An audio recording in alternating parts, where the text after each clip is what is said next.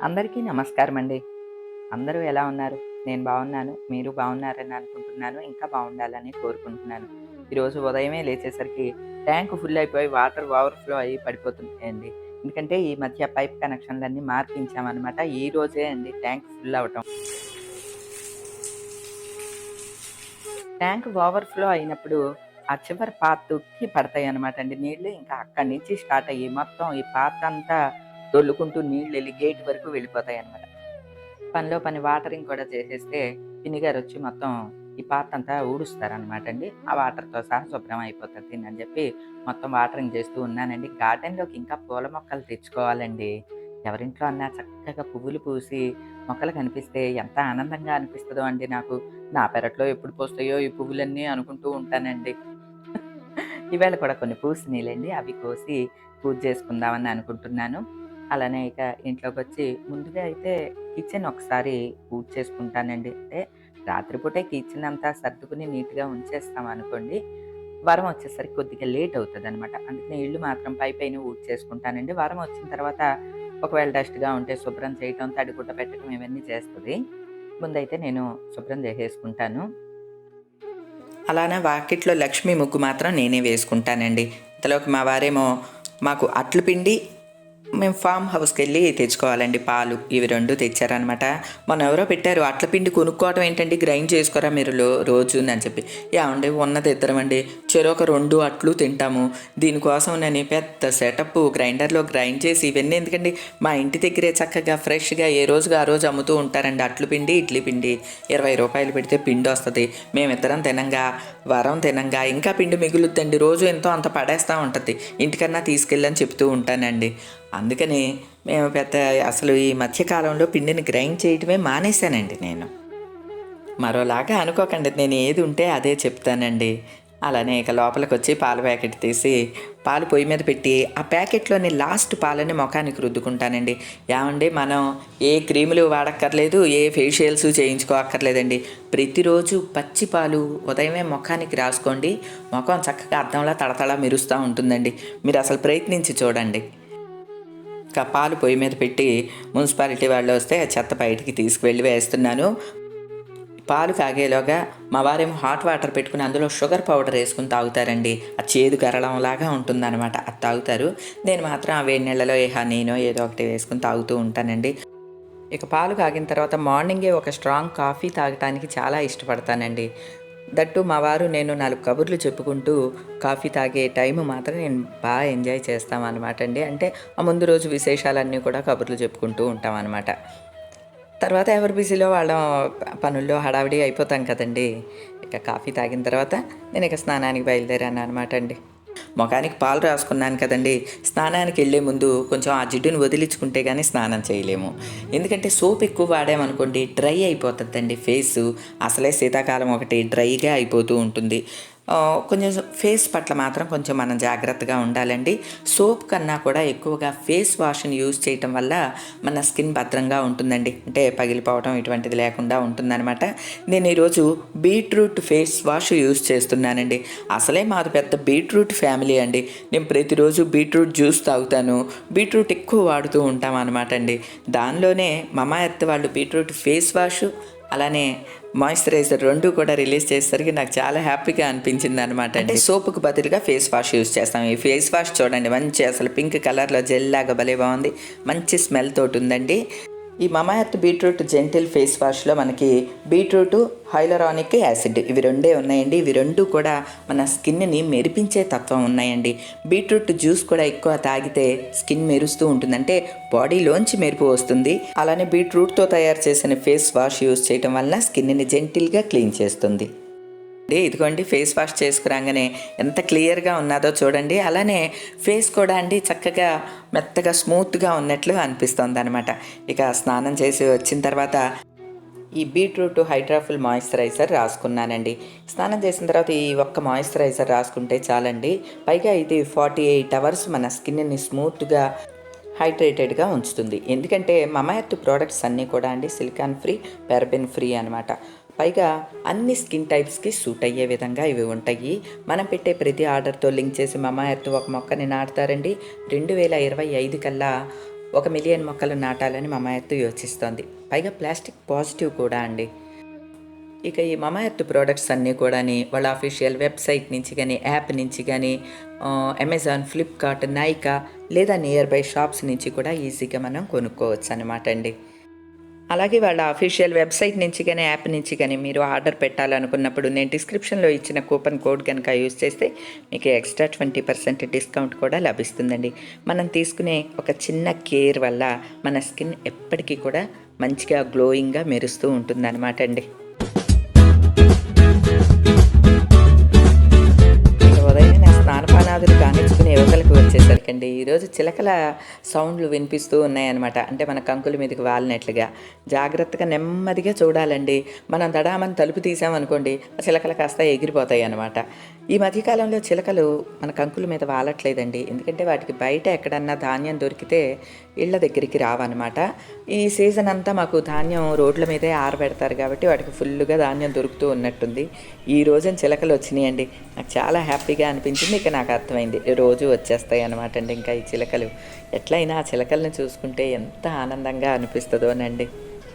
అలానే ఉదయమే దేవుడి గది తలుపు ఇలా తీయంగానే దీపం వెలుగుతూ కనిపించింది అనుకోండి చాలా ఆనందంగా అనిపిస్తుందండి. ఒక్కోసారి ఘనం అయిపోతుందండి. అదేమి నేను పెద్దగా పట్టించుకోను. ఎందుకంటే తైలం ఒక్కోసారి ఎక్కువ దీపంలాగా వెలిగిపోయి ఘనం అవ్వచ్చు. దాన్నేమి నేను సెంటిమెంట్గా కూడా తీసుకోను. కానీ వెలుగుతూ ఉన్నదనుకోండి చాలా హ్యాపీగా అనిపిస్తుంది అనమాట. అట్లనే పూజ అని చెప్పి ఎక్కువ సమయం కేటాయించడానికి ఉదయం నాకు అంత వెసులుబాటు ప్రతిసారి కలగదండి.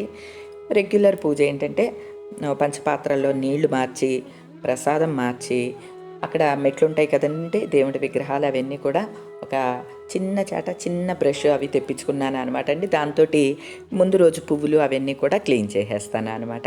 ఎందుకంటే అస్తమానం ఆ విగ్రహాలని కదపటానికి కూడా నాకు వీలవదండి. అందుకని ఆ విధంగా జాగ్రత్తగా శుభ్రం చేసేసుకుని ఆ ఒత్తి అది కూడా కొంచెం పైకి పెట్టి ఇంకొంచెం తైలం వడ్డించుకుంటాను.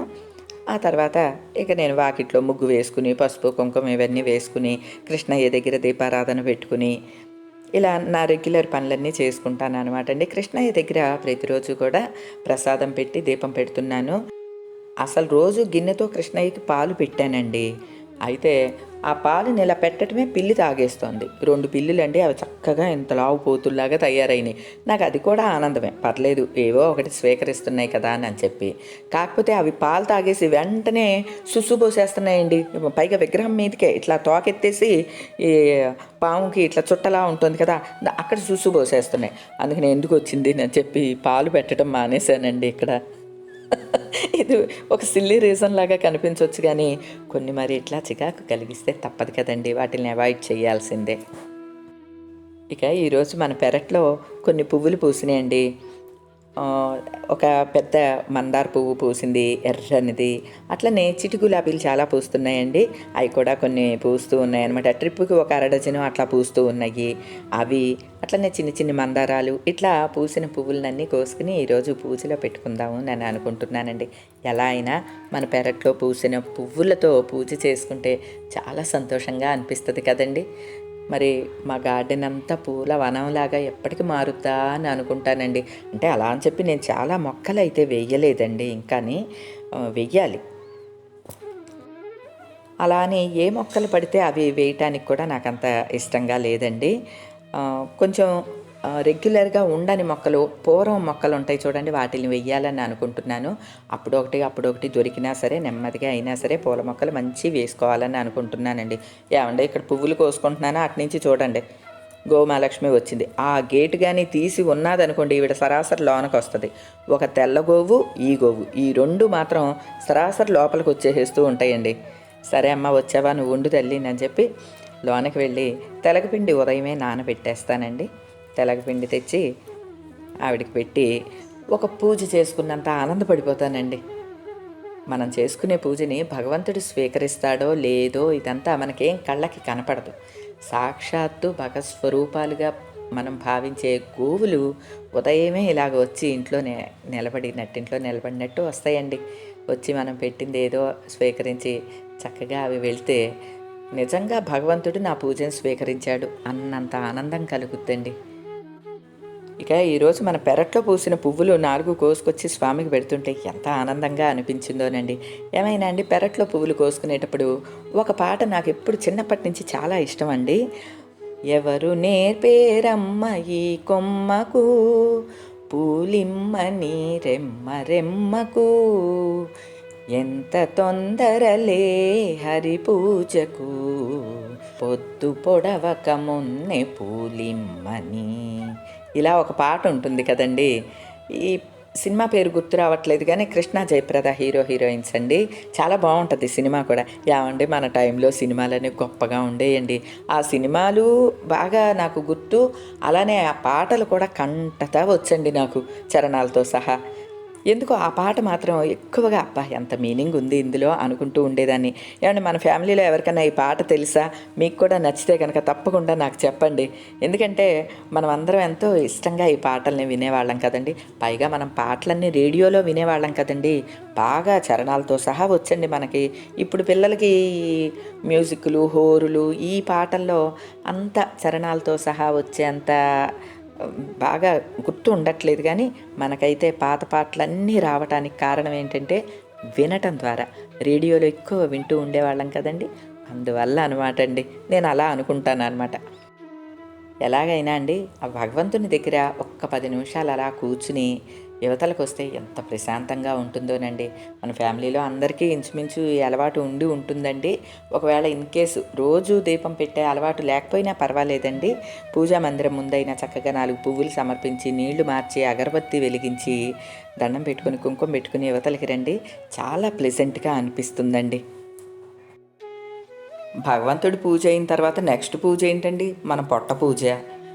మేము రాత్రిపూట ఫుడ్ ఎక్కువ తీసుకోమండి. వీలైనంత మటుకు ప్రోటీన్ షేక్ తాగేస్తూ ఉంటాం అనమాట. అందుకనే మార్నింగే కొద్దిగా టిఫిన్ చేసేంత వరకు నీరసం వచ్చినట్లు అనిపిస్తుంది అనమాట. ఎర్లీగానే చేసేస్తామండి. ఎక్కువ కాదు కానీ జస్ట్ ఒక 2 దోశలు 3 దోశలు అట్లా తింటాం అంతే అనమాట అండి. ఎక్కువ వెజిటబుల్ జ్యూస్ ఇటువంటివే తాగేస్తామన్నమాట అండి. ఇదివరకు మార్నింగే వెజిటబుల్ జ్యూస్ తాగేదానండి. ఇప్పుడు కొంచెం పని ఎక్కువ అవటంతో వారం వచ్చిన తర్వాత ఈ వెజిటబుల్స్ అన్నీ కట్ చేయటం ఇవన్నీ కూడా తను చేసి అప్పుడు జ్యూస్ తను చేసి ఇస్తుంది అనమాట అండి. మార్నింగ్ టిఫిన్ కార్యక్రమాలు, కాఫీలు ఇవన్నీ కూడా వారం వచ్చేసరికి నాకు కంప్లీట్ అయిపోతాయండి ఇవన్నీను. ఎందుకంటే నెక్స్ట్ నేను వీడియో ఎడిటింగ్లోకి దిగిపోతాను అనమాట. వీడియో చేసుకోవటం, ఎడిటింగు, లేదా అప్లోడ్ చేసిన వీడియోకి మిగతావన్నీ పెట్టుకోవటం, టైటిల్ కొట్టుకోవటం, థంబ్నెయిల్ చేసుకోవటం ఇటువంటివన్నీ ఉంటాయి కదండి. ఆ పనులన్నీ చేసుకుంటూ ఉంటాను అనమాట. ఈరోజు దోశల్లోకి చట్నీ టమాటా రోటి పచ్చడి అనమాట అండి. నాకు చాలా ఇష్టం అండి. ఇంటి రుచి గురించి అని అనుకుంటున్నారా? కాదండి, ఒక్కరోజు టమాటా పచ్చడి చేస్తే 4 రోజులైనా వాడుకోవచ్చండి. అందుకనమాట టమాటా పచ్చడి కొత్తిమీర కలిపి చేశాను అనమాట. అదే ఫ్రిడ్జ్లో ఉంటే ఆ చట్నీ తీసి దోశలు వేస్తున్నాను. ఇంతలోకి ఇళ్ళ వెంట ఆకుకూరలు వచ్చినాయండి. ఏమండి పెనం మీద అట్టుంది, కొంచెం కాలితే తిరగేయండి అని చెప్పి నేను ఆకుకూరలు కొనటానికని బయటికి వెళ్ళానండి.